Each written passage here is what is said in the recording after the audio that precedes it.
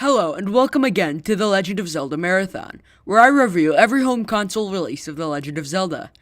Today, we'll be moving 7 years forward from the last game to talk about the fourth game in the series, Ocarina of Time.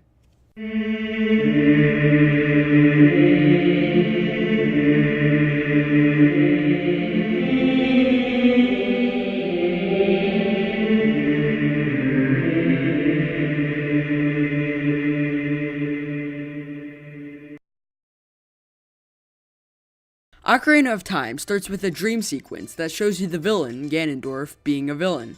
After that, you wake up and are told to find the 3 spiritual stones, this game's MacGuffin items. One of these is given to you in the forest where you start, then the fire and water stones are given you by the Gorons, the rock people, and the Zoras, the fish people, respectively. I don't want to talk too much about the story though, because it really isn't important to this game. Gameplay-wise, the game opens with you finding your sword and shield, then entering the game's first dungeon. I feel like I'm repeating myself from the last video, but there are some things that are different about these temples compared to the last game's dungeons that I wanted to mention. Because of the 7-year gap between this game and the last game, the technology used in video games increased tenfold. This game sports 3-dimensional graphics, and it really uses them to their fullest extent. An example of this is the Great Deku Tree, which is the game's first temple. It shows off the new dimension with a set piece, where you have to climb the tree, then jump down to get to the lower levels. Stuff like that really differentiates Ocarina of Time from A Link to the Past.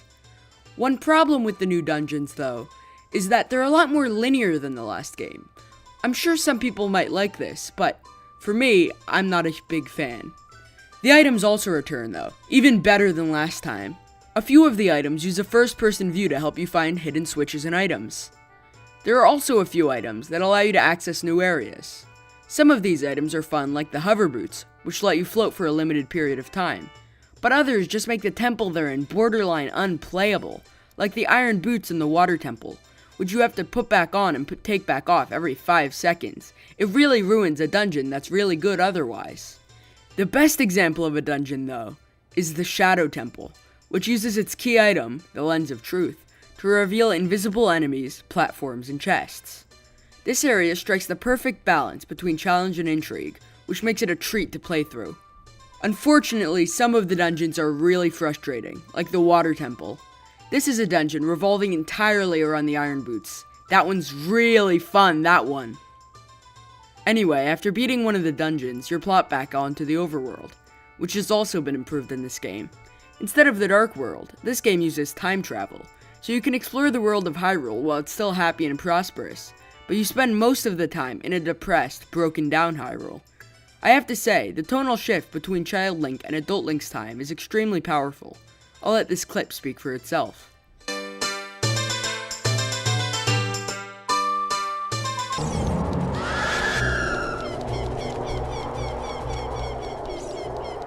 That is one of this game's best elements, tone.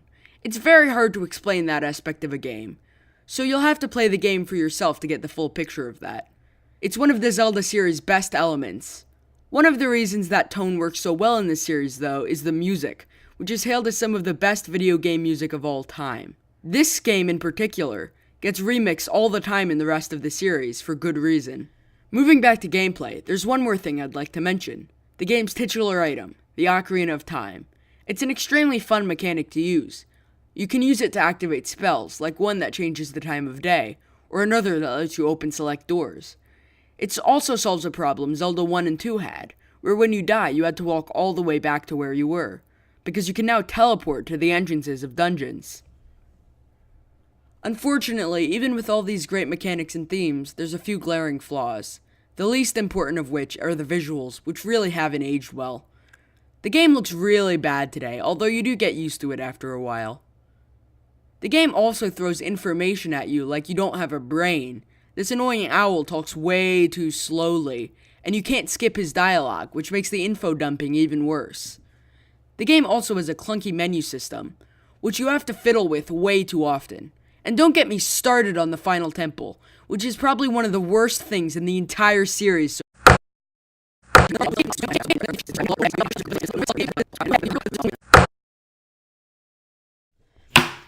What is up, and welcome to the Echo Chamber Marathon. I'm BlueBitProductions, and today we'll be putting on our nostalgia glasses to take a look at Ocarina of Time.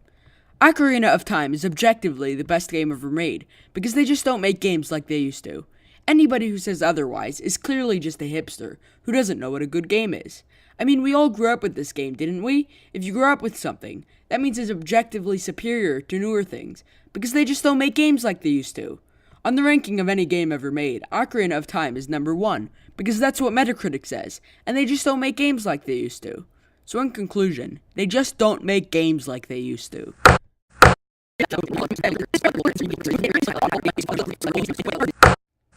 And that has been Ocarina of Time.